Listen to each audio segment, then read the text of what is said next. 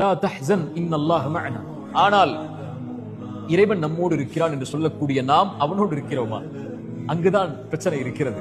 அங்குதான் விடுதலை அடையக்கூடிய கேள்வி இருக்கிறது. இறைவனோடு நாம் இல்லாமல் ஒருபோதும் இறைவன் நம்மோடு இருக்க மாட்டான். யார் இறைவனின் நினைவை விட்டு தூரமாகி வாழ்கிறார்களோ, இறைமறை சொல்கிறது, அவர்களுக்கு நெருக்கடியான வாழ்வு இருக்கும். சோதனைகள், பிரச்சனைகள், கவலைகள், ஏன் வாழ்க்கை என்ற புலம்பல்கள் எல்லாம் இருக்கும். இறைவனை விட்டு தூரமாகி வாழ்ந்தால், இறைவனை மறந்து வாழ்ந்தால், இறைவனுடைய நினைவில்லாமல் வாழ்ந்தால், யார் இறைவனோடு தன்னை ஆக்கிக் கொள்கிறார்களோ, இறைத்தூதர் சொன்னார்கள், ஒரு அடியான் இறைவனை எப்படி எண்ணுகிறானோ அப்படித்தான் அவன் இருக்கிறான். அவனை தனிமையில் நினைவு கூர்ந்தால், இறைவனை தனிமையில், பிரச்சனைகளில், கஷ்டங்களில், சிரமங்களில், நோயில், தவிப்புகளில், வாழ்வில் ஏற்படக்கூடிய இன்னல்களில், இறைவா என்று அவன் தனிமையில் நினைவு கூர்ந்தால், இறைவனும் அவனை தனிமையில் நினைவு கூறுகிறான்.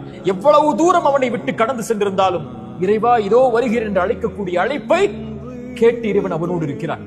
இறைத்தூதர் சொன்னார்கள், இந்த பூமியில் நாம் பிரச்சனைகளை சுமந்து வாழ்ந்து கொண்டிருக்கிறோம். இந்த பிரச்சனை நீங்குவதற்கும் நமக்கும் உள்ள இடைவெளி எவ்வளவு தெரியுமா? இந்த நெற்றிக்கும் இந்த பூமிக்கும் இடையில் தான்.